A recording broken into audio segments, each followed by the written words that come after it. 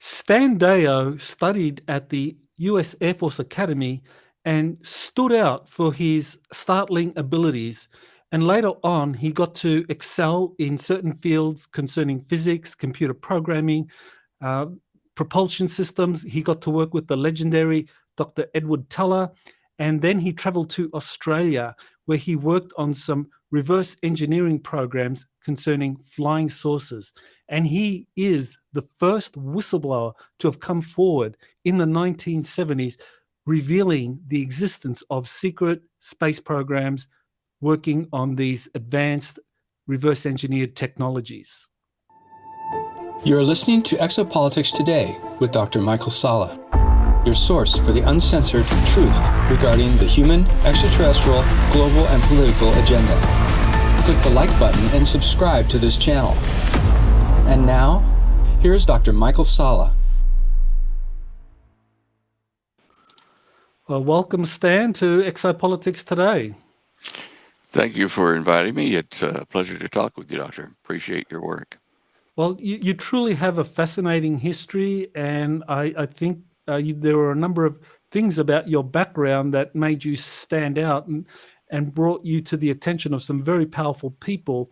And you were enrolled in the US Air Force Academy, and somehow you came to the attention of General Curtis LeMay, the Chief of Staff of the Air Force. So why don't you tell us about that? Well, I was a fourth class cadet at the time, and as a fourth classman, it's like at West Point, etc., in Annapolis, you aren't allowed to sit up like a normal human being and eat meals, drink coffee, at mealtime, stuff like that. You're under the thumb of the upperclassmen. And I had a particularly nasty upperclassman that was our table commander. And he was talking to us there one day, and he said, "Look, I want all you fourth classmen, you doolies, I want you to get a picture of your girlfriend in a skimpy bikini and bring it here, to the table here in the next few weeks, so that we can all have a look at them." And I said, "Well, sir, I don't currently have a girlfriend back home. Can I get a picture of something else that would satisfy that?" And he said, "Yeah, some important person." So, yes, sir. So we left. I went back to my room, and I thought, well, General Curtis LeMay, head of SAC, chairman of the Joint Chiefs, I'll write him and I'll say, "Look, I'm not complaining. This is an ask. It's kind of a joke on my table commander, and I explain the situation in a letter. And it'd really be cool if, you give me permission to drink coffee, a coffee chit. That would do." And I sent it off. Well, I went down the hallway there in the 22nd Squadron area, and I gave the letter over to the postal guy there behind the little grill. And he says, "Oh, you've written this to, General LeMay." And I said, "Yeah." He said, "Oh, we had a cadet do that last week, and they've court-martialed him." I said, "Oh, we'll give it back." He said, "Oh, no, it's in the system now. Sorry, can't do that." So for the next few days, I sweated whether I was going to get court-martialed or whatever for this. And then all of a sudden, it arrived, the letter you've got there in the screen, to Cadet 4th Class Deyo, and here's a coffee chip from, signed by Curtis LeMay. So I put it in my vest, out of sight, and went to the next meal and the next one, and several days went by before he says, Hey, Deyo, did you get a letter from somebody important so we can drink coffee, coffee chat?" I said, "Yes, sir, I did." He said, "Well, send it up, let us see." So I took it out of my vest, and I gave it over to the senior cadet next to me, and he looked at it, he opened it up and says, "Oh, JC," he says, "is this real?" I said, "Yes, sir, it is." So now everybody in the table focused on that letter, and he sends it up to table commander. Table commander opens up and he says, "Wow, gentlemen," he says, "this man has just talked to God and survived. Everybody sit at ease." And so it was kind of legendary for months after that. I would go sometimes on the weekend and sit at other tables. and other table commanders. And I'd say, sir, Cadet Fourth Class Deyo request permission for all of the fourth class cadets to sit at ease. And here's the letter. He says, oh, you're that guy. It's okay. Everybody sit at ease. So that was why, that was my one and only introduction to Curtis LeMay. I really thought he was cool. They used to call him Old Iron Ass because he was so hard to deal with, if you broke the rules. Well, that was certainly kind of exceptional. Certainly something that surprised your commanding officers there. Oh, yeah. But you didn't actually complete your US Air Force Academy training. So, I mean, you got very close to completion, and then so something happened. So, can you just walk us through what happened with you not completing the Okay. academy and becoming an Air Force officer? Well, first of all, I was there a year before, fourth class year. I was there at the Air Force Academy Prep School. It was the only way I could get into the academy by appointment from my congressman, Bruce Alger. There was no openings other than at prep school, so I went there. And actually, it's down the hill, probably a quarter mile from the actual academy. So I went there, accomplished that, and then became a fourth classman in the following year. Fourth classman is the starting point. And I was elected by my fellow classmen, fourth classman, as the honor code representative. They trusted me enough to sit in judgment on them and other cadets in the fourth class year. If they violated any of the rules or laws, or the ethical code, anything like that, I had to sit in judgment of them with my fellow officers in the honor corps. Anyway, so it was a respected position, and one day, some of us noticed in the Corps that there were cadets that were being drummed out by the regular Air Force, spying on them through a window into their candy room or the boodle room in each squadron area.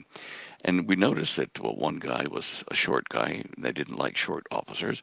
Another guy was black. They didn't want black officers. And we saw this pattern forming. And so we said, look, you guys are trumping up charges like the black cadet here in our area. You accused him of stealing about a 10-cent candy bar, and we were allowed, at night, even after lights out, to go to the boodle room to get something to eat and mark it up on our chart, and then pay for it on Thursday on payday. Well, this particular cadet had gone in, gotten a candy bar, and walked out without paying for it to his room, and came back, the next couple of days and marked it down because he'd forgotten to do it. Well, they said, because you left without marking it down at that moment, we're going to kick you out of the Air Force Academy. And how did they know this? Because they had a crew sitting outside on the above the tarmac on a cross walk there at night with cameras looking into these boodle rooms to film this stuff. So we thought this was uncalled for, and there was 120 to 180 of us there that complained about this in the Corps. And we said, look, if you don't let these guys come back and treat them fairly, we're going to refuse to take our final exams. It was around Christmas time. And they said, oh, well, if that's the way you feel about it, you're all dismissed from the academy, and they kicked us out. But we were standing up for what was right and what was ethical. And so, I left the academy, went back to Dallas, and where I lived, and went to IBM to study computing and systems analyst, and ended up learning 3 or 4 computer languages. I did have an IQ of over 180, so that was kind of brought me to the attention of a number of people, which later got me inducted into the program with Dr. Teller. So why don't you tell us about Dr. Teller and what it was that attracted you to him? Well, him to me, it was actually, they recruited me. I was there in Dallas, as I said, in the computer business. And after several years of being in that and establishing my credentials and abilities in the community there, I was at the latest client, which was 100 corporations in a conglomerate there at Deltex Optical. And I had an office up next to the CEO, about 2 doors down, and I managed several crew or several programmers there. We were called in, and we were to find if the current programmer, an operator of their systems, He'd been fired, and we were to find out if he'd left any Trojans in the system that would hurt them economically. And so my crew and I were working on that, and we did find the bomb several days before it was about to go off and wipe out the payroll records for about 3,000 employees. Anyway, I was there in my office, a private office, had a blackboard that I could swing around, and I was working, like way late hours. And so sometimes I would work on my own projects at home on the back side of the blackboard, which I'd flip over for daytime work and flip it over for my work. And I was working on a method of propelling a saucer craft, is what it amounted to, and dealing with gravity, how to interact with gravity electrically. Now, no one else knew what I was doing unless I peeked at night or during the daytime when I wasn't there. So I'd gone out this one particular morning downstairs to the canteen to get a cup of coffee, a piece of cake or something, and just relax. Now this canteen had hold maybe 1,000 people. It was a big place, and when I went down there were no other people there except the cooks and stuff. They were getting lunch ready. So this guy that I recognized from being upstairs, he was an actuary for one of our life insurance companies. He came into the canteen and cafeteria, and he walked over and sat right in front of me at my table. Now, I didn't invite him; I didn't know him, and I said, "Oh well, good morning." And as we sat there, I was having my cup of coffee, and he was having a cigarette. You know how he was European.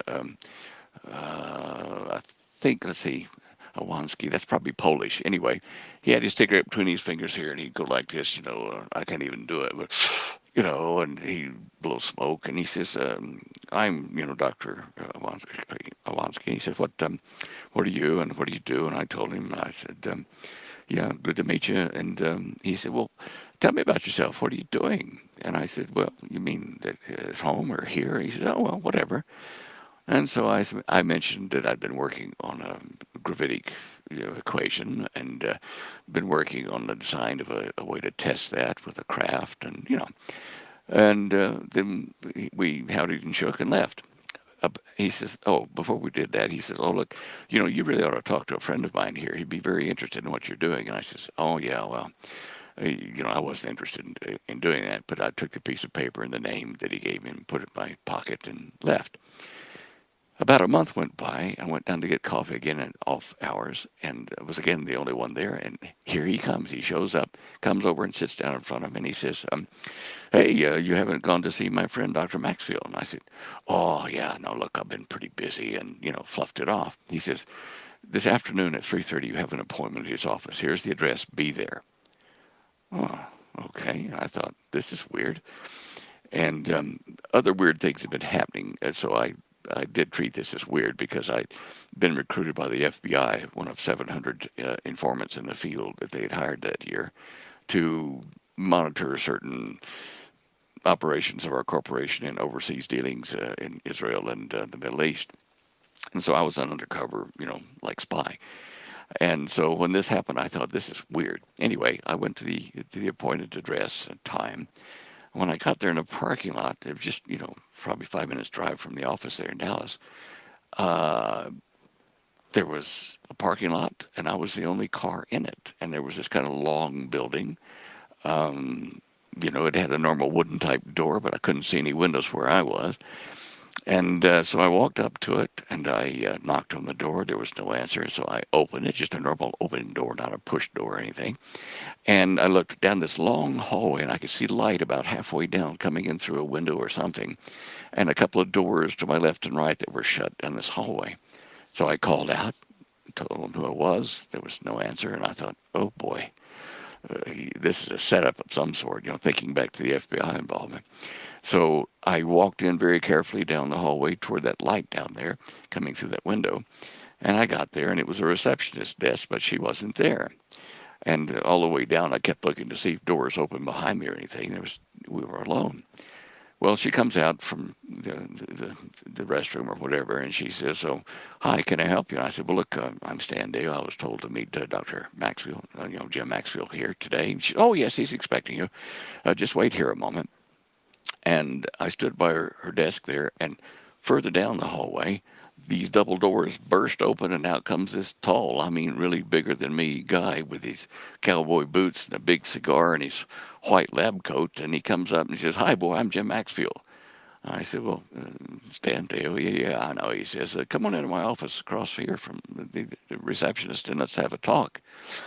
So we get in there, and as we're coming in, I'm noticing pictures and certificates, diplomas and stuff on his wall, and I realize this guy he's a friend of Edward Teller's. In fact, here he is drinking champagne in a submarine when he and Teller are going under the pole, and I see all of his degrees from the University of Texas and other places. I knew he was a very smart fellow. And so I sat down, and he says, "Okay, boy, tell me what you're doing at home."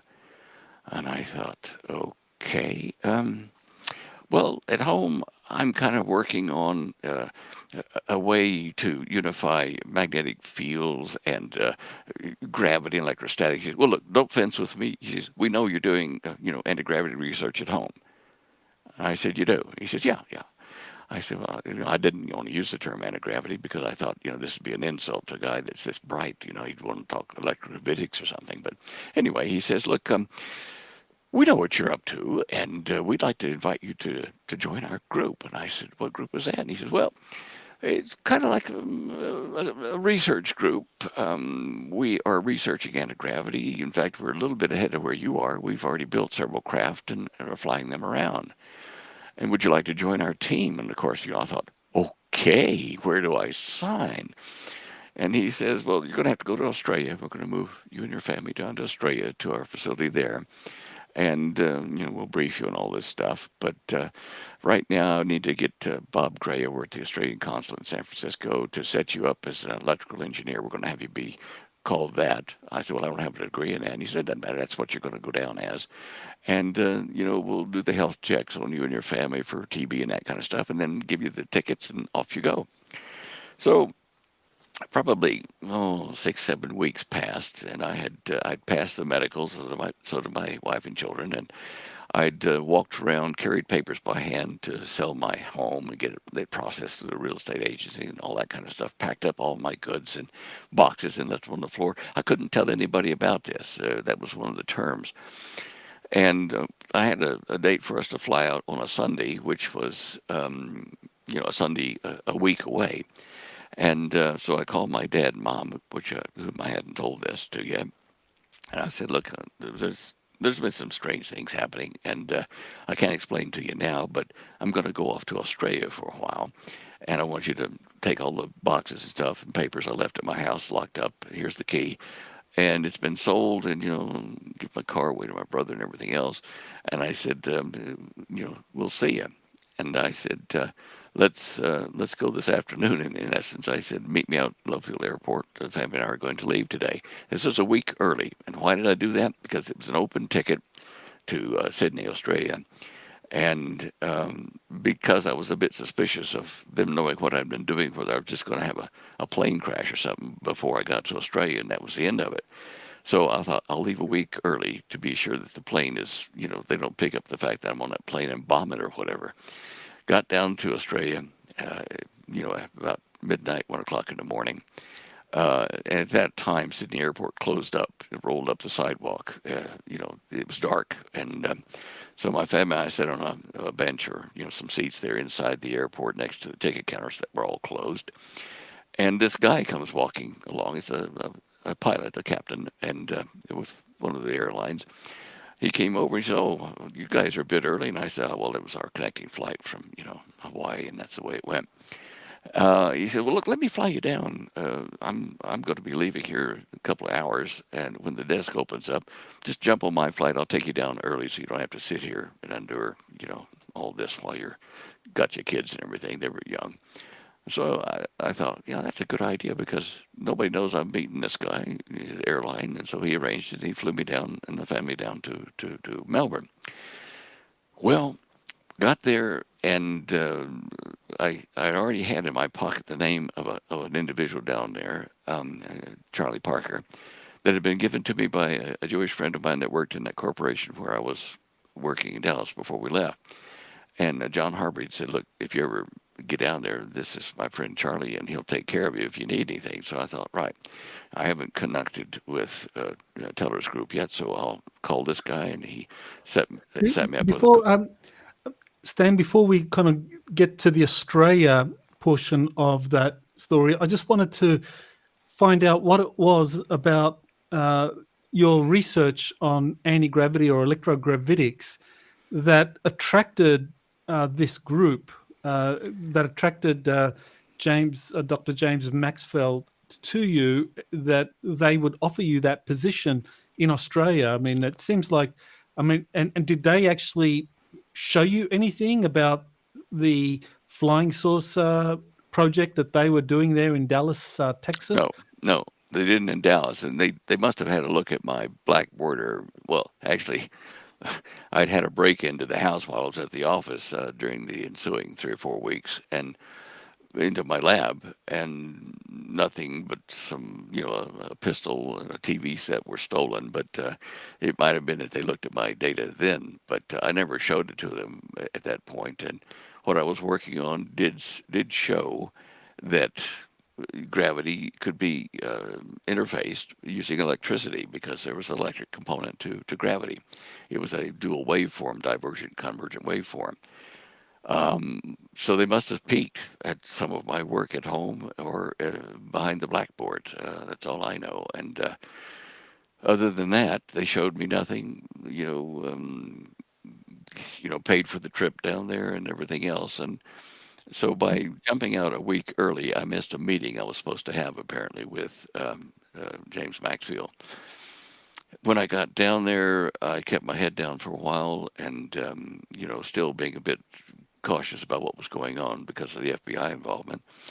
And I thought, I don't even think I want to join these guys, because they're being so secretive, and it's a bit weird.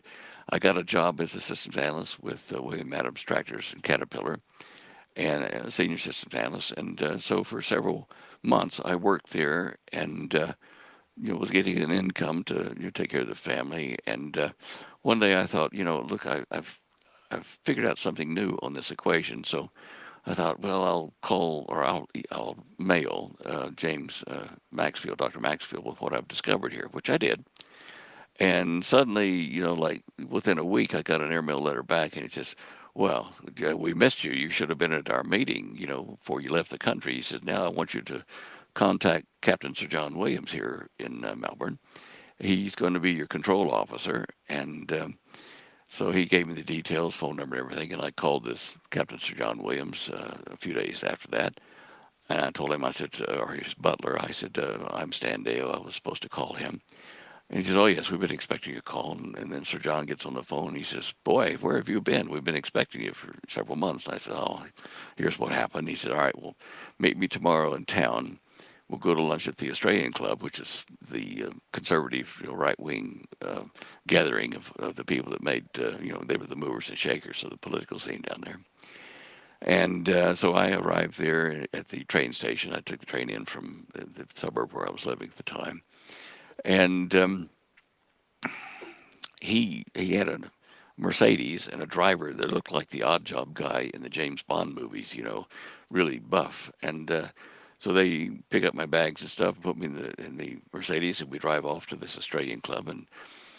And we had lunch, and we had lunch with Sir Henry Somerset and with another guy, Jim something, that was a professor down at Tasmania at the university there.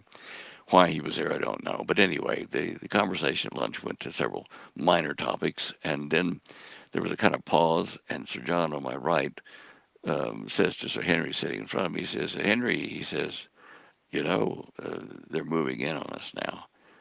And I waited for them to explain that, and I said, excuse me, by they, are you talking about the European Economic Community? Because we'd been talking stuff like that. And he says, no.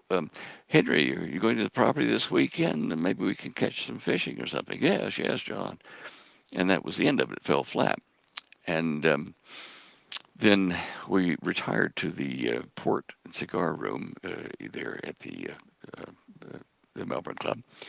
And I talked with Sir John, that's who I was with at the end of the meeting, and about what had happened, what I'd done, and why I'd missed the meeting. And he says, okay, he says, I want you to go home and write down everyone you've talked to since you left the States, about this and who's approached you and whatever, where you've been. So I thought, well, that's weird, but I'll do that.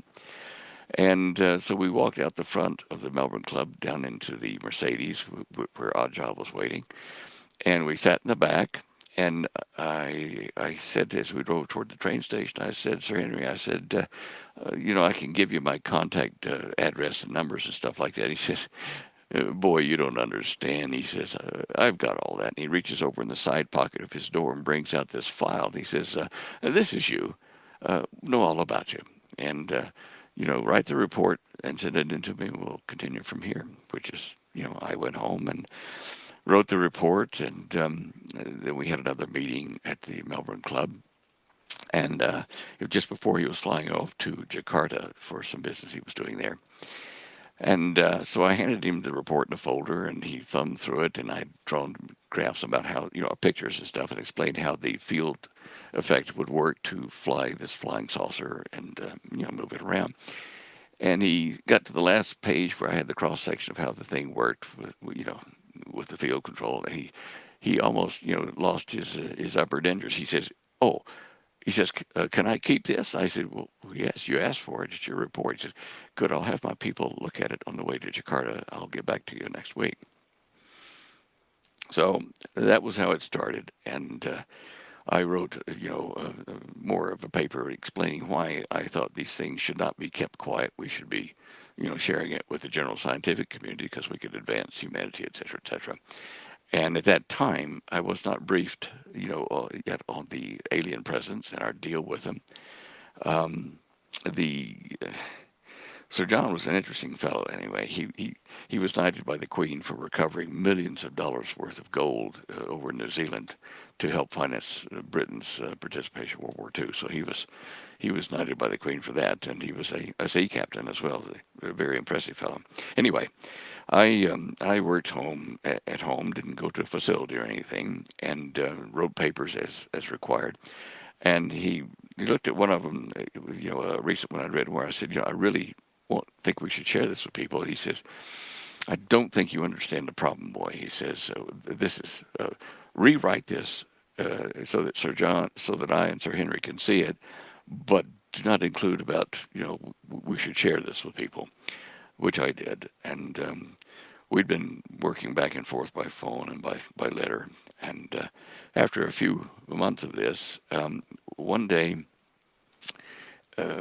Oddjob arrives on my front porch at home early in the morning with a box filled with all my paperwork and stuff. Put it on the porch and says, okay, destroy this. He says, if you wish. We've destroyed all record of your participation with us at the office, and don't contact us anymore. You're dismissed. Well, I thought that's weird. So fortunately, I had that job to keep me going there. And a few weeks passed, and a gentleman from a life insurance company down there approached me to have lunch with him. And he identified himself. I think it was, Eagle Life or something like that. But anyway, he said, look, we know you've left the program and would like to continue working on your anti-gravity stuff and your free energy stuff with the antenna system you talked about. We own some property in the gold fields up near Miners Rest, north of Melbourne, and we can build you a whole lab facility down there underground, and it's several thousand feet down the shaft, but we can build you a whole facility there. But again, the deal is you can't tell anybody that you're going there or what's going on. He says, but we'd like to fund your research. Well, now, call me paranoid, but when you've been dismissed and all record of you has been wiped out, and they want you to work at the bottom of a mine shaft, well, I thought, okay, fine, thanks. That's a good idea. We'll talk about this next week. Well, I immediately started making plans to disappear, change my name, appearance, whatever, and leave town, which I did do. About, week to 10 days later, I didn't have the second meeting with him. I just left at midnight one night with some hippies I'd met, and We traveled overnight, from about 11:30 or 12 to 1, somewhere in that area, over to Adelaide, in South Australia.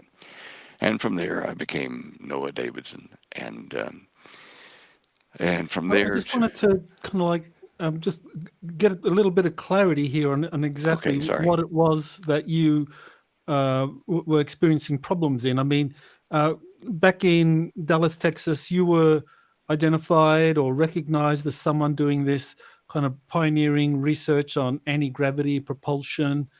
They offered to have you or brought you into some program associated with Dr. Edward Teller, that this Dr. James Maxfield was running, or he was your point man. They were impressed by what you were doing, and they sent you to Australia. And in Australia, you started to show some of these ideas. And now, at any point, did they actually brief you about what it was that they were doing in Australia concerning these anti-gravitic propulsion systems and flying saucers? Only to the fact that we had a base in well, at the South Pole, Antarctica, and that there were other facilities, that we were part of an organization. Teller's organization was a worldwide thing between scientific community of a lot of countries like Russia, Germany, believe it or not, Germany, and Great Britain, Australia. Um, they, in fact, in one meeting with Dr. Tom Keeble, who was the head of the Aeronautical Research Lab, I was sent to meet with him and his people. They told me that they were being monitored by ASIO, which is the Australian Security Intelligence Organization, kind of like our CIA, I guess, or FBI or something. But anyway, during these meetings, they told me about they had video records of these alien craft that I think was at an RAAF Air Force Base there at Sale, I think. Anyway, I was briefed, by these people more than by Sir John. And in fact, in one meeting with Dr. Keeble and with the guy that's now the current head of that division, um, we were sitting there, and a black limousine drove up downstairs. We could see it out of the window. And Dr. Keeble said, "Well, boys, I've got to finish this meeting because I've got a lunch with you know who." And he left, and I said to them, look, I'd like to see some of these videos that you've got at Sale Air Force Base. And I said, can I do that? And they said, we're still in the office. And they said, oh, no, you can't. And then they pointed up to the bookshelf and said, like this, we're being monitored. And then they whispered, or mouthed out, but yes, you'll be able to see these things. Anyway, there were a number of meetings and discussions like this with other members of the team. And when I left, after I was approached by that guy after I'd left the facility, I found out that there were two of us, myself and one other guy over in England, that had been let go of the program with a lot of knowledge about it, but they just wiped out all track to find us if anybody went into the records. Didn't know why at the time, but I did find out later. And when I started to run across the country, in a fake name and whatever, I did manage to meet several of the guys that were security detail with us, back when I was in the program. And they were in a different department because we're very compartmentalized. But anyway, they were civilians now, and so I talked to them about other things that went on there. And this was quite illuminating, but about the aliens particularly, because apparently sometime back, in the 50s, humans had made a deal with them, and we agreed to build them underground facilities all over the planet, hidden bases, and stock it with equipment, materials that they needed, and we would jointly operate these bases. But then, unbeknownst to me, at some point in the late 70s, they had turned on us after we had supplied them all the stuff they needed to bring up, manufacturing and development of weapons and stuff that they wanted. They started to dismiss us from the bases, to kick us out.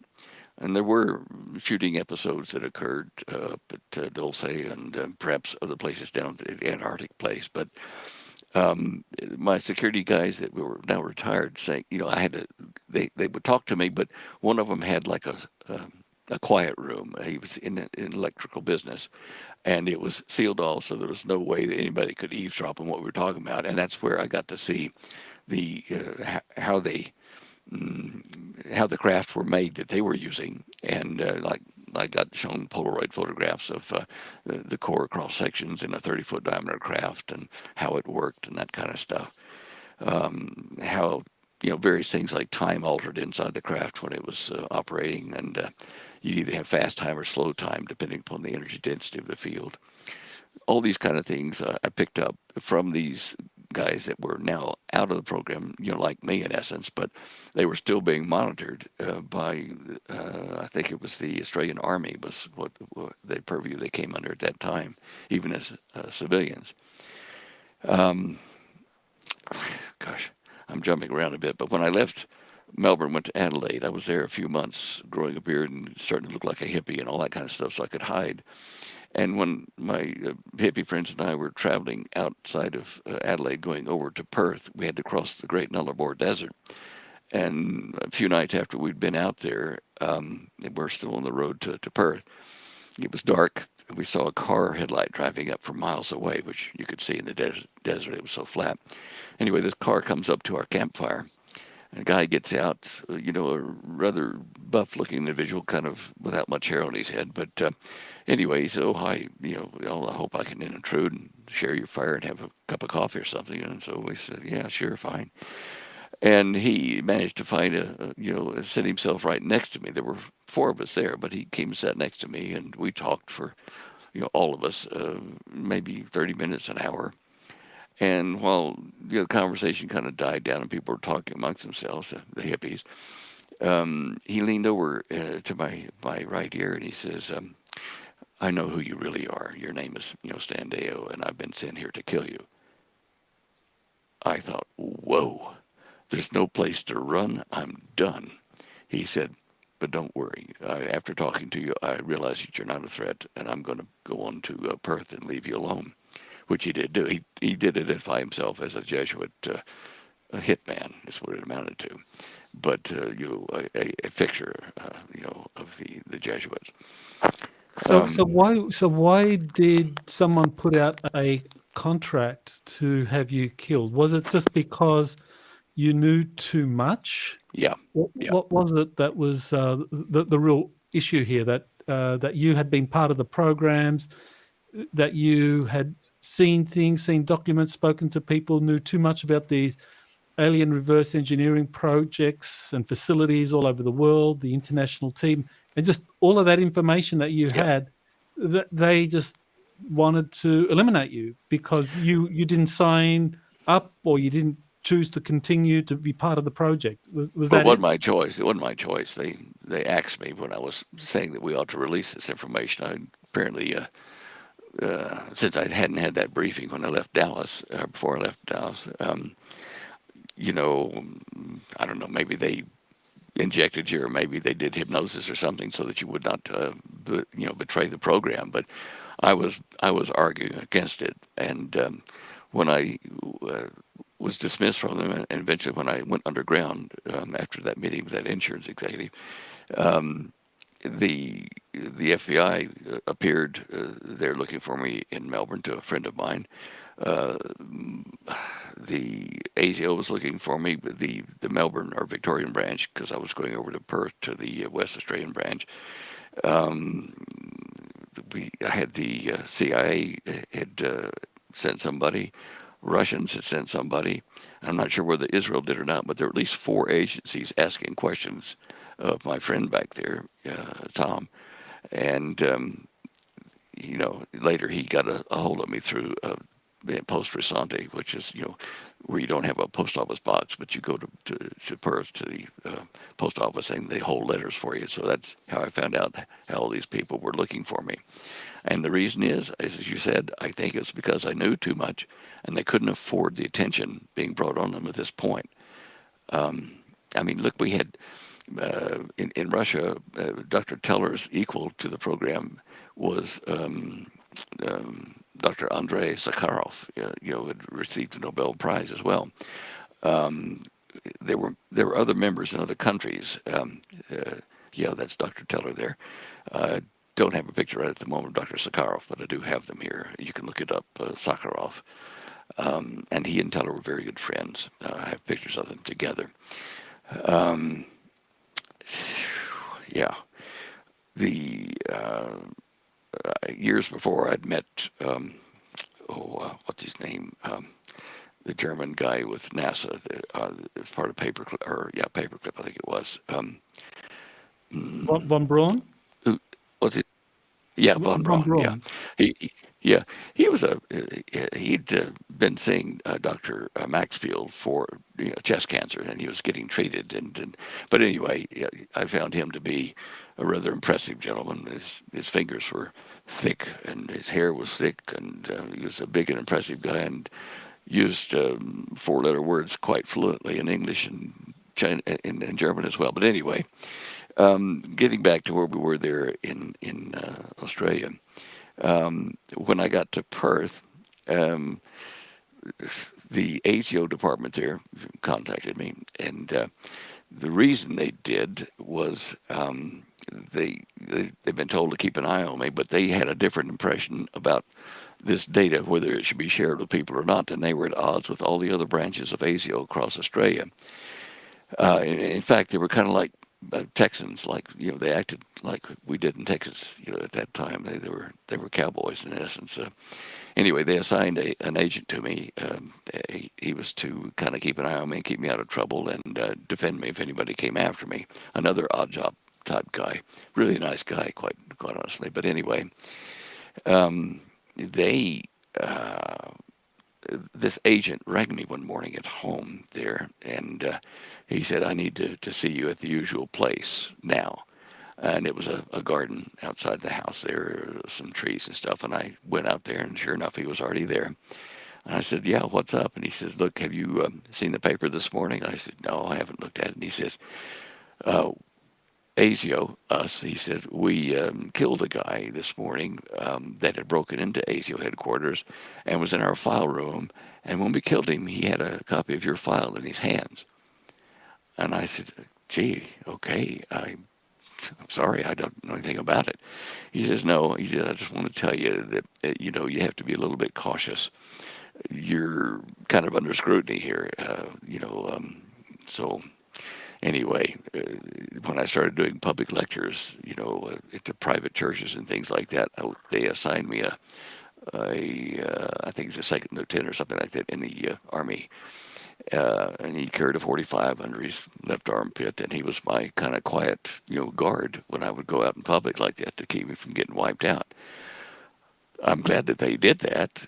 I don't know why, but certainly they preserved me and long enough that I could go on television, which was another story why that happened, but there to a documentary on UFOs and aliens that Channel 9 was doing. And so the last 30 minutes of the show was an interview with me, telling about what we're talking about now and naming names. And from that, I was approached to write a book to tell this. I eventually fired the publishers over there because they burned out too. Well, before we get to the book, Stan, I just wanted to kind of just go over that because I think it's very significant. So, you're on the run. There's contract was put out on you. Someone they decided you weren't a security threat, and then they allowed you to start to give interviews. So at this point, maybe it's good to clarify exactly who are we talking about gave you permission. I mean, there's a group called Majestic 12. So was it Majestic 12, someone from Majestic 12 that was open or that was allowing you to talk? Were you allowed to talk in Australia in the 1970s about these reverse engineering programs involving the US, Australia, Britain, Russia, being run out of Antarctica? I mean, that's decades ahead of other people talking about it. I mean, that was like you were truly the first whistleblower to talk about this stuff. So someone or some group thought that it was okay for you to do that? Were you like a test subject? Was that what was going on? Was Majestic 12 or this international group using you as like a model for like getting this information out to see the reaction? And of course, you did that TV special in 1977. So why don't you tell us about all of that? Well, as far as getting permission, I didn't get permission. I just, blew the whistle is what it amounted to. I figured that, I had one chance when they offered to let me be part of that TV program, and that's another whole story how that accidentally happened. But I chose to release, a certain amount of this information, kind of like insurance, and to be sure that I didn't die before I at least got this information out to people to know what's coming on, what's going down. Let's see. In West Australia, the ASIO group, the intelligence group for that state, were very pro, Texan type, conservative type politics, and they took me under their wing, by their choice, and so they never threatened me. They did everything they could to help me. And the United States State Department, however, canceled my passport and my U.S. citizenship. I still have the letters to prove that. And in essence, isolated me there in Australia, so I couldn't go anywhere else, at least in the United States, and talk about this. I did come back to the States, passing through it in 1983 with a film crew while we were doing a documentary on Nikola Tesla.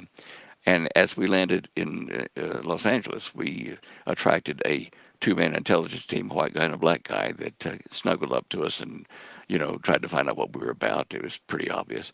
And then we left from there and went over to Belgrade and filmed there in Yugoslavia and then came back home. But that was the only time that I even got permission as a visitor to come through the United States. The rest of it, I was locked like a prisoner in Australia for 30 years. That did change in 2001. And the guy that made all this happen for me to get back home, was he Majestic 12? I don't know. He was in a very high position. He was the Secretary of Defense for 3 presidents, for Nixon, Clinton, and somebody else. And his name was James Schlesinger. And through a civilian, he made it known that they had copies of my book there in the Clinton administration and in the Defense Department, and that what I had written in the book was correct as far as the game plan of what they were up to. And when I couldn't get back to see my parents in 2001, I thought, well, they're elderly and they're sick and I need to see them. Jim had passed to that civilian what they had and what they knew about, and I was, that they were in favor of what I was doing. I called his office. He was now at Lehman Brothers, and he was out to lunch. And so I talked to the secretary and said, look, just leave this short message for Jim. Stan Deyo needs a favor. Well, 2 days later, the Australian consulate in Melbourne called me and says, oh, Mr. Deyo, after all these months of trying to get a green card, we've found that they made a mistake. You didn't lose your citizenship. We're sending a new passport. Did you have any children while you were down here? Yes. Okay, they'll all get automatic U.S. citizenship passports. It's all being arranged for you. Welcome home.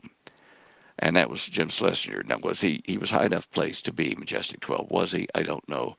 Did he take care of me? He did. And I have to admit, when Holly and I were on the plane coming back to the States, I was thinking, I hope that it lands intact, and I hope that we're not hassled when we get bad. Anyway, wow. Well, Anyway. let's kind of like go back to that pivotal period in Australia where you went public for the first time. You did a television special called the UFOs Are Here. That was put out by Channel 9 Australia, which really got a lot of circulation. And then that was followed up a year later by your book, The Cosmic Conspiracy. So, I mean, in the book, you lay out a lot of information, and this is 1978. We're talking was that 45 years ago? Hmm. This is before Bob Lazar, before Yeah. John Lear, before William Cooper, before all of these guys came out. You in 1978 wrote The Cosmic Conspiracy, where you laid out uh, what was really going on in terms of the reverse engineering of captured alien craft, the secret agreements, the international group responsible for agreements with the ETs. So I mean that truly is amazing, that information that you were able to put together in that book. So I guess the question is, I mean, you must have had powerful protectors to be able to do that in 77, 78. Well, you might think this is silly, but I'm a Christian believer, and I think the good Lord sent angels to watch over me. I just got to be honest. I had a near-death experience in '69 before I even met these people that allowed me to know a lot of things about, how things work out there. But anyway, uh, that Cosmic Conspiracy book, President Reagan had a copy that his wife Nancy bought for him. Remember that address he made to the United Nations where he said what we need is an invasion of little green men to bring the people together of the planet. I talk about that in the book. Prince Charles had a copy, and his father, the Duke of Edinburgh. No, there were a couple of other leaders that have had copies of this, and Schlesinger, of course, in the Clinton's administration. Somehow or another, indirectly, I've influenced the thinking of all these leaders and presidents that had the copy of the book, which is really quite strange to me, but that's the way it happened. So that's why I think there were higher powers involved in keeping me alive and letting that information get out. Yeah, I think it really would explain a lot, because I know I'm Australian. I've spoken to a few Australian security officials on these topics, and they won't let out a word. I mean, they're so scared of being eliminated, because in Yeah. Australia and Britain, there's no tradition of whistleblowers speaking about these topics and living. But you, as an American in Australia, I mean, they probably just, somehow you slip through the cracks, that you're left alive, because I mean, Yeah. if you were an Australian, they would have just straight out eliminated you. I don't doubt that. But yet, as an American living in Australia, somehow but like you said, some kind of protection, and maybe there is, and I know that you talk about that more recently. This uh, the kind of different factions, the negative extraterrestrial faction, the positive extraterrestrial faction. In the book of Enoch, they talk about the fallen angels, and then they talk about the righteous angels. So really, is your life a reflection of you kind of like being in that privileged position, kind of like an Enoch, where you were protected to reveal the truth? Well, yeah, I guess so. That's kind of the way I see it. Down in Australia, you remember Sir Joe Bjelke Peterson? Do you remember him? Totally, yeah, yeah. Premier of Okay, well, he Queensland. was a friend, and before I'd even written the book, when I was just making private lectures on this, he invited me over to speak, there, and his people took care of me. I had guards during the lectures in Cooperoo High School and everywhere else, and he took me down in Government House to his little private room where he and Beryl, his lady pilot, the three of us sat and talked about the Illuminati, about the cover up, all this kind of stuff. He knew about all that stuff. And when I was in Queensland, I had his protection. Believe me, it was good. So there was, a group within Australia across, the state boundaries that was supporting what I was trying to do. So you're right about that. Okay, so what about places like Pine Gap? Were you able to talk about Pine Gap? When did you find out about Pine Gap and what's going on there? I mean, Pine Gap, I think it was built in the 1960s, and it's a joint US-Australian base in the middle of the desert, in the middle of the country. A lot of things going on there. So, what do you know about it, and what did you reveal? All right. Well, when I was started on the run in Adelaide, under the assumed name, I was in a shop one day. I guess it was for camping gear or something, and a guy, an American fellow, was standing at the counter, and he was talking that he'd drilled a 25,000-foot water well under the Pine Gap facility. And I said, I'd heard about Pine Gap, and I said, "Oh, really?" And I said, "Is that where they put the grounding for the Tesla broadcast tower and stuff?" He said, "You're not supposed to be talking about that. What are you, some kind of traitor?" And he walked out. Well, that if you look at the photos, even today of Pine Gap, the above ground part of it, there are there are radomes, obviously, but there's one tower. It was like a Tesla transmitter tower. It stands tall in the middle of it, and that was used to broadcast, intelligence to naval vessels, through the air, through the ground, whatever they were using out through Exmouth on the west coast side. Anyway, so Pine Gap had A, B, and C areas of security levels. The Americans were always cleared in Area A in the center, going down the well, and each layer had color coding along, like color paint stripes. That if your badge didn't match that you were either shot or apprehended immediately. And Area B had, that was a lower security area, and Area C was where only Australians were allowed in. And so there's a mix of that in Area B. And so basically they only trusted those that they had in Area A, Americans. A number of companies, electronics companies from Dallas area there were there doing work for communications. The Aboriginals that I met with there, I've met with the head of the Aboriginal nation there in the West. They said that they saw the flying saucers, fly up out of that area somewhere, and that even one of their group of young men that were being taken about walkabout for part of their training, one night they were close to Pine Gap and were camped by a fire, and they saw one of these craft coming down and landing. So they went over quietly to see, put the fire out, went over to see what's coming out of the craft, and it was humans. And they pointed a hand pistol at a stone and turned it bright red from the output of the weapon. And they were suitably impressed, didn't say anything, and went back to their campsite and reported it to the leader, which he then reported to me. There was a doctor, a dentist, and his friend that were camping up on the hillside. There's two streams or two stretches of hillside around Pine Gap. If you look at it from here, it's like an eyelid, and there's Pine Gap in the middle of these two ridges. Anyway, they were up there hunting, and toward the late afternoon, like a 4-engine jet came flying over Pine Gap and then just stopped in the air, and like a VTOL craft went down like this, and the ground opened up, and they landed on something that then submerged under the ground, and the ground closed over them, and that was it. So, I've talked to a number of people in picking up these pieces over the years.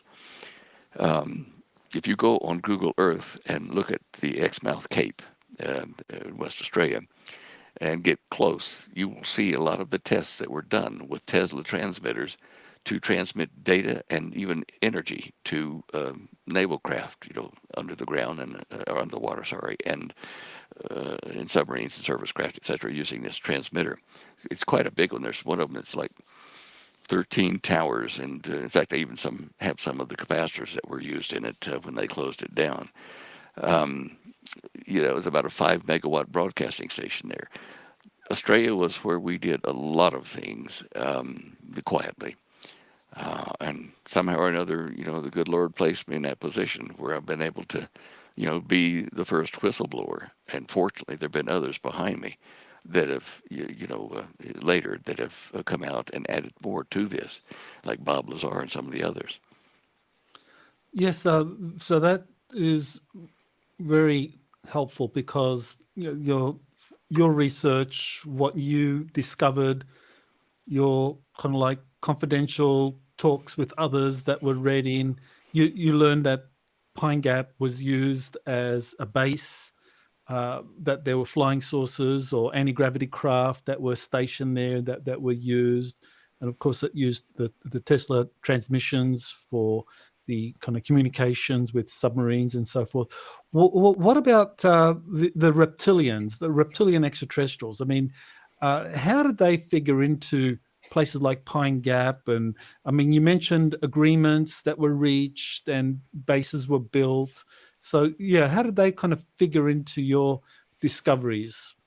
Well, I've never met one of the reptilian ones. I think I did meet a couple that were United Nations assigned, from the project. They man and wife team, and mm, they invited me to meet them in their home there in West Australia, and they knew about the project and all that kind of stuff. But I felt like when they were interrogating me, you're questioning me, or whatever, that it was like I was a canary in a cage with the door open, and they were the cat sitting outside. You get a creepy feeling about it. They're like humans, I mean, but they just, I was told to look at the skin of anybody I suspected that the fine scale structure they had in the sunlight would be like an oil spill. You have this iridescent rainbow. Unfortunately, we were in the house. I didn't see them outside, but they were probably that way. As far as real reptilians, lizard skins and whatever, I didn't have any information on those. Only on the tall Nordic ones, the gray critters that were created by the Nordics they were just biological robots to do various functions. So I can't really speak to that. All right. Well, so you know of these bases that were built around the world for the different extraterrestrials. So you're talking more about the greys rather than the reptilians. That the bases were built for the greys, and Yeah. that and then eventually there were these firefights. You mentioned in the late 70s there were these battles that the extraterrestrials who had the bases built for them start to go to war or started to have battles with the nation in charge. And you mentioned the Dulce base. That's the very famous incident in Dulce, New Mexico. I think that was 1979, where there was a firefight at Dulce, and I think it was 50 scientists and special forces guys were killed, and a half a dozen greys. So was that happening kind of like around the world? These conflicts between these negative extraterrestrials and special forces and scientists from different nations? As far as I know, I can only assume from what public reports I've read since then about this. We did have a facility in some of the leftover sealed off tunnels that Hitler had in Germany, and we were at that time working on the West German side before the wall came down. Um, Whether there were aliens involved in that, I don't know. I was talking strictly to humans involved. Some of the British security team as well. Um, the British security team told me about one saucer that crashed off the shore of England, and that they'd captured one or two living alien critters, gray critters, and that he liked, I don't know, raspberry ice cream or something like that, and that they learned a lot about his telepathic abilities and about the craft, in England from that. But um, I've seen other reports in the Disclosure Project with Dr. Greer from the former Canadian Defense Minister guy. He was saying that there were like 13 different races or something. I didn't know that, but basically, what I've been able to put together from all these sources is that there are good guys and bad guys and really bad guys. There's three groups. Now, if you go back to the biblical reference of this time, there's a great deception coming to the whole human race at the end of this age. And I am pretty sure that what we've been witnessing over the last 50, 60 years with these abductions, the Greys basically taking people, poking them, cutting them, hurting them, whatever, that these are created to basically tell the humans these alien critters are bad news. They're evil, and so they need to be removed from the game. And so a good, quote unquote, alien group is going to come and be revealed to the people of Earth, a full disclosure soon. And that disclosure is going to be where they say, we're going to get rid of all these critters. And I guess the other 13 races they were talking about in Canada, We're going to get rid of them all, take them off the planet. They don't belong here. We're going to bring you peace, love, harmony, and safety. We're going to bring you up, to standard here for the rest of the universe. Now, this whole game has been played so that announcement can be made at a time when the people of Earth, not the governments, but the people, are afraid of dying from, the weather changes, drought, diseases, like COVID and the new COVID and nuclear war coming from the Middle East, threats from outer space, from asteroids and things like this. When people of Earth are ready to receive any help they can get to make peace on the planet, then this second group of aliens that created the little gray critters is going to come in and get rid of them. And believe it or not, they're going to get rid of the Illuminati. They're going to say, we're going to remove you from this yoke that these businessmen and people all over the planet have put on you. We're going to kill them, get rid of them, and you'll have peace. And people that don't know any better and don't know that there's a deception in progress will run. They will rush to this new world government set up by these aliens and the man that they appoint to run it all. But in essence, this allegedly good group of aliens are what the Bible would speak of as the fallen angels from the heavens, under the direction of a guy called Satan. And that he's down here. He's been down here with us, using us to build facilities and structures and weapons that he needs in a fight he's going to have with the Creator, with the the real Jesus and the God in the heaven, the parallel universe that sits above us. And he is going to fight that battle of Armageddon using the stuff he's built here with the basis and technology that we've helped him start. He couldn't do it before because there weren't enough places to get the mining facilities and various other things and industry to support what he wanted to do. Now, I know that all sounds science fiction, but that's the way the Bible talks about it. There's a great war coming at the end, a great battle.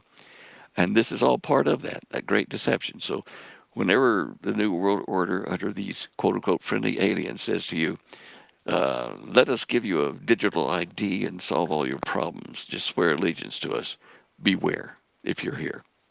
Okay, well, that kind of sounds very much like the television series V, where you do have this kind of arrival of what appear to be friendly, human-looking aliens promising peace, but in fact they're led by someone that, well, whatever you call that person. I mean, in the movies, in the TV series V, she's called Anna, and she would be the equivalent of what you were saying, like a Antichrist or Satan. That series, you think, is actually very close to the truth. If you look at that share screen I've got there, this is from the first series of V, back in mid-'70s when it was a TV movie made for TV. This is, in fact, if you look at the modern version of the show, the woman on the left is more aged and plays the mother of Anna. But I used this movie in many home lectures at the time when I was trying to blow the whistle and saying, this is what's coming. This is going to be, a deception. And whether or not, the aliens, the deceivers, have plastic skin over them or not, I don't know. There may even be some technology that they can bioengineer, DNA modify themselves to look human. But the Bible does say that they will be like Satan, the serpent of the great garden. That's reptilian DNA. So I think that, that's probably what's happening. Anyway, I'll get back to you there. Okay. Well, I guess that's all. I guess it's all predicated on the idea that Hollywood, that funded and created that series, was really telling us the truth, or were they being funded by the deep state to kind of like make us fearful of genuine positive aliens or extraterrestrials like the Nordics arriving and getting people so frightened that that we'll just kind of like be suspicious and not work with them. So in a way, it's like counterintelligence. Like that the V series. I mean, this is the question: is the V series kind of like revealing what's really coming? Because it's consistent with, say, the Book of Revelations and the Bible? Or is it counterintelligence being used by the deep state to manipulate Christians into believing that the future liberators are in fact these evil reptilians in disguise? Good question. Kenneth Johnson actually wrote the series in the book that the TV series was developed around. I've tried to contact him several times because definitely his plot line in the first, well, in fact, yeah, in the first V series did use a lot of biblical Book of Revelation type events reptilians posing as humans. They were really uh, led by a very evil alien reptilian creature. I mean, there were a number of things in there. I can't call them all to mind at the moment, but that were fulfilling what would happen in biblical prophecies in our time. So, is this a deep state ruse? It could be several layers to that, surely, like a chess game. But I do believe in the end that what is about to happen is not only are these creatures going to be revealed as quote unquote friendly, but get rid of the baddies, that we are going to see a large segment of the human population either drop dead or disappear off the planet in what the Bible calls the rapture. Well, biblical students call the rapture. And I have debated with one of the leaders of the Findhorn group, which is a New Age movement, with his audience, debated about this removal of a large segment of the population. And they say they're expecting that to happen because when our elder brothers from space come, as they say, they are going to send away all the souls here that are not in harmony with the new age that is coming with them to other planets to be repolished, their souls made correct, and then they can come back. So they're already allowing for a rapture type event to occur, but calling it instead a way to get rid of everybody that wasn't agreeing with the new world order under this alien invasion. So yeah, it could be that level, as you're saying. Well, I know during the kind of last year of the Trump administration, I think it was in the latter part of 2020, there was an Israeli professor that came forward, Professor Haim Eshed, who was the founder of the Israeli space program. I mean, he was the guy that set up their military satellites, and he said that there was a galactic federation that was in communication with the Trump administration, and that Trump wanted them to reveal themselves, or he wanted to announce them, but they said it's not yet time. Humanity isn't ready. That our technology is still too primitive. So, what do you think of that? Is that that Galactic Federation that Hamish Shed talked about? Are they part of the good guys, or are they part of this deception that you've been talking about? Good question again. I don't know. There's just not enough information to for us to decide. I really think that we'll be able to pinpoint, good angels from bad angels, uh, as by their acts, by their actions. If this new world government is set up and all the 10 regions of the planet are put into this global, consortium, and a guy is appointed a human to run it, but he has the access to the technology of the aliens, then we know at that moment, if we are still here and not raptured out of here, we know to watch out and to do everything we can to not be numbered and tracked by this new world order. Um, there are viewpoints, several viewpoints about this rapture business, whether the rapture of the believers will occur at the beginning of a 7-year tribulation, in the middle, or to end. Personally, I think it will occur just at the beginning, and that we will be removed. Those of us who are aware of the deception will be removed, so that we can't be a thorn in the side of the satanic group that are opposing. Um, Look, good angels have been amongst us in the past. There have been reports of it.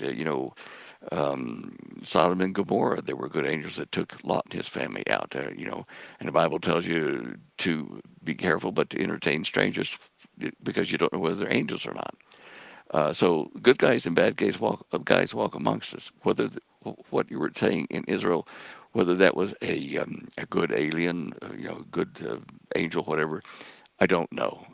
You have to determine by their actions what side they're on. Okay.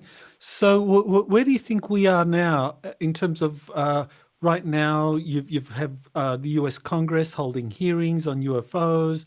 The reverse engineering programs are on the verge of being revealed. Do you think we're going to have kind of like a major disclosure of all of these things? The programs that go back. I mean, you were in the 1960s and 70s. I mean, you learned about these. So do you think they're going to reveal all of that going as far back as then, or even earlier to the 50s and even the 40s? You think that we're going to have disclosure? Oh, I think so, to a degree, to a degree necessary to form this one world government and dismiss the current, rulers of the various countries. Uh, Look at the Middle East, with Saudi Arabia being the elephant in the room over there, trying to organize the Arab nations in an agreement, a treaty with Israel at the moment, and over the Palestinian issue, that's going to be the major solution to that. And so Mohammed bin Salman is doing that, and there's a threat of nuclear war on Israel by Iran, a very real and clear present danger. Now, that threat is it's not going to wait, another year or two before something happens. We're seeing movements in the Middle East and in Washington here against Israel that tells me this is going to happen soon. Now, we're looking also at a collapse of the world economy, certainly the U.S. economy. So the whole world is pregnant with various things coming to a head. Weather changes, problems with the sun, problems with, coronal mass ejections and the threat of EMP attacks, electromagnetic, well, electromagnetic bombs that produce a wave that kills all the power and electronics and computers. All this is part of a threat to humanity in general. So all this is coming to a head, and it's not going to wait. We can't get past this point. Everything is pregnant with about to happen: nuclear war, disease, alien disclosure. This is the time. We are fortunate enough to live and know what is happening in this generation. So keep your eyes open. I mean, I expect every tick of the clock something to be announced that's going to take us further and further to a public disclosure and a meeting with friendly aliens. So, yeah, I don't think we're talking about years to wait on this. So how do you feel? I mean, you wrote and began doing lectures in the kind of mid 1970s in Australia on these topics, and of course you experienced your fair share of criticism and ridicule. But now, how do you feel? Do you feel that like you're being vindicated with what's coming? I mean, the U.S. Congress holding hearings, passing legislation to have all of the reverse engineering of captured alien spacecraft released to the public. How do you feel about all of those developments? Well, it's kind of a hollow victory, but you're right. I mean, I'm vindicated now after years and years of, doubts and accusations and whatever. But as you say, there have been other whistleblowers that have come along, and there are a lot more coming out now with the Greer procedure.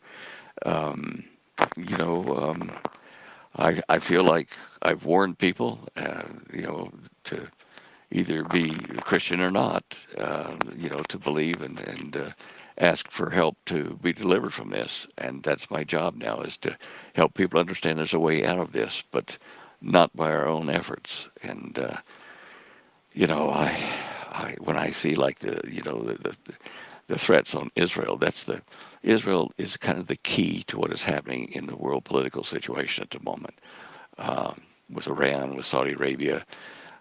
Watch over there. I mean, if this Abraham Accords deal is ratified by Mohammed bin Salman, by Saudi Arabia, there will be 40 other Arab nations that will follow, including the Palestinian people, who will get a hunk of land in this settlement, which is not a good thing. But anyway, when that happens, if you're still here, know that that world order and full disclosure is right at your doorstep. So where do people go, Stan, if they wanted to kind of like learn more about you, buy your books, attend any kind of webinars, lectures, or contact you in any way? So where do people go? Well, uh, my wife Holly works about 6 days a week, getting the news, looking at news that affect us, biblically and politically, and put it on our website at standeyo.com. That's STANDEYO.com. And if you go there, she has comments and editorials on all this stuff about what's happening. We have certain links that are there all the time, like links to our shopping cart, which has our books, DVDs, flash drives, whatever, which people can use in this time. If you look at our web page at standeyo.com, in the right-hand corner, there'll be a graphic microphone, and it'll say Show Images. And you can click on that. It'll take you to another subpage that I run, which is where I give lectures, and I put things on there that talk about the Antichrist, about the Garden of Eden, Atlantis, all that kind of stuff. You can just get there, read it, view it, whatever. And on the other side of that microphone, there is previous interviews. You can listen to a lot of these tapes and podcasts that I've done over the last 20 years.